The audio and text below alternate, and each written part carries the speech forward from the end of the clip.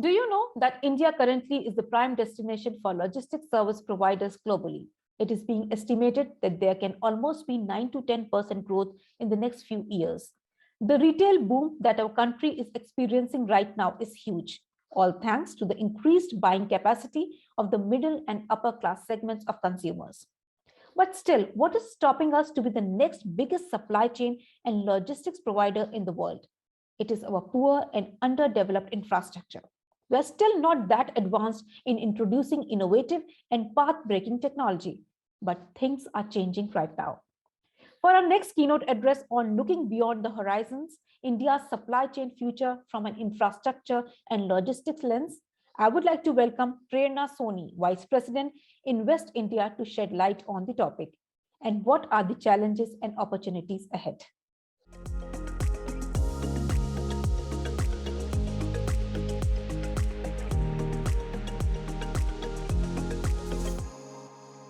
Good morning, everybody. Thank you for having me. I am Prerna Soni. I am a Vice President at Invest India, which is the National Investment Promotion and Facilitation Agency of the Government of India.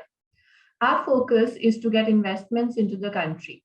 Now, when we talk about supply chain, there is currently a huge amount of attraction that the Indian market has been able to generate globally, with a focus on China plus one. Now, a lot of manufacturers from all over the world are focusing to bring their manufacturing into another country, and India has become one of those focus nations for a lot of them.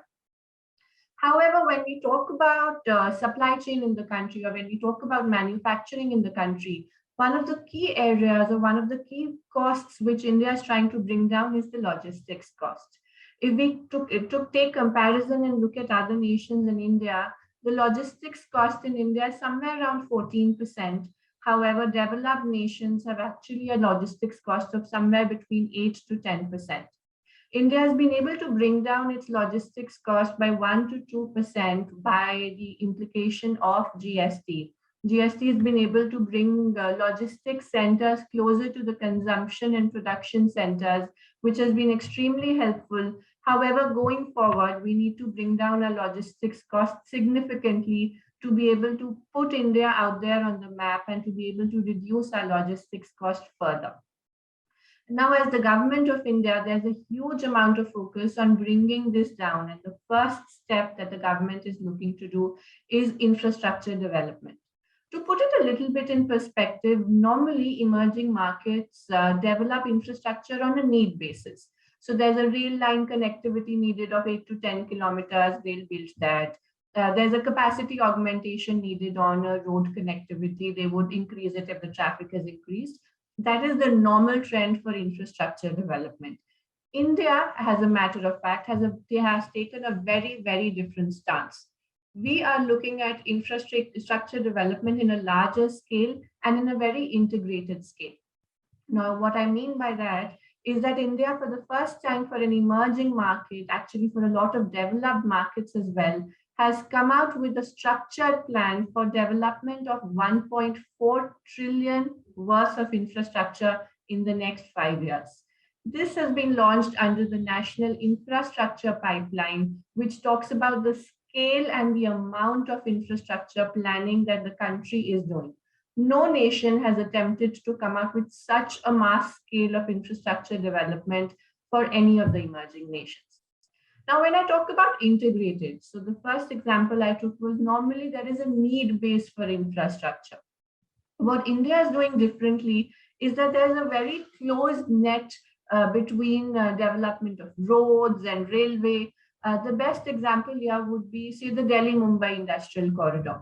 We have 8 smart cities coming up in this industrial corridor. All of these smart cities also have industrial centers attached with them. We have the dedicated freight corridor of railways coming here. We have high speed going from here. We have solar being generated around these centers. We have expressways being built around the same centers. All in all, there is a very integrated approach towards development of infrastructure. Varanasi is another great example. National Waterway 1, the Ganga is going through there. The Eastern Dedicated Freight Corridor has a stop there. There are logistics centers being built there. Rail connectivity is being built around that area to be able to have a multimodal perspective wherein the national waterway, the rail line, airways, and roads all get integrated. And this is a plan which is being implemented currently across the entire nation. The next big aspect which is coming into play is that of alignment of consumption and production centers. If we look at the geography of the country, most of our resources come from the east of India, and a lot of our consumption is concentrated around the west of India. What is currently happening is that a lot of integration, so I spoke about the Delhi-Mumbai Industrial Corridor. You would see that there are 6 more such corridors which actually connect the entire country and bring together these consumption and production centers. What that really does is all of your movement of resources from where they currently are in the east to the west becomes easy through these industrial corridors and infrastructure development that is happening together. And all of that consumption movement also happens in a smoother way, hence reducing logistics costs. Another aspect which is very key here, which India has not been able to do in the past, is industrialization. In the country, if I talk about manufacturing as a percentage of GDP, we were at 16%, and as a country, our target is to go up to 25%. When we're looking at that scale of industrialization, of course, one aspect is production-linked incentives that the government of India is giving out. These incentives that the government is bringing out will actually have a significant impact on gross value added with respect to manufacturing. But the next key area that we will see is industrialization. Currently, there are spurts of industrialization that we see across the entire nation. There is a requirement of, or there is a clusterization of small scale MSMEs in certain areas. However, with all of these industrial corridors that are coming up and all of this concentrated infrastructure development that we are seeing in the country, there's going to be significant amount of industrialization that will happen. Another classic example of this industrialization that is happening is the coastal economic zones in the country. India has a vast coastline of more than 7,500 kilometers, which till now was not being used from an industrial perspective. However, today we've identified resources that are available in 14 of these coastal economic zones across the entire coast, which will now be developed into industrial economic zones with the aspect of reducing costs and having manufacturing done at the coast with the perspective of exporting.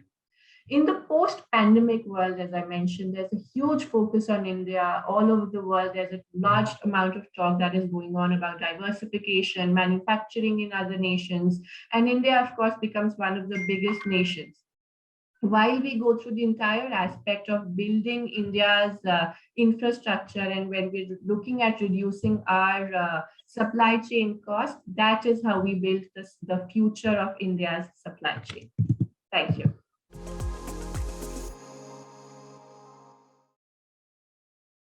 Thank you, Ms. Soni, for all the updates and knowledge. Ladies and gentlemen, just to update you, we have an expo area where our partners have set up their booths. You can visit the area for all the useful videos and white papers. Now we'll move to the next session. Stay tuned and keep tweeting using the hashtag ETRetailSCS.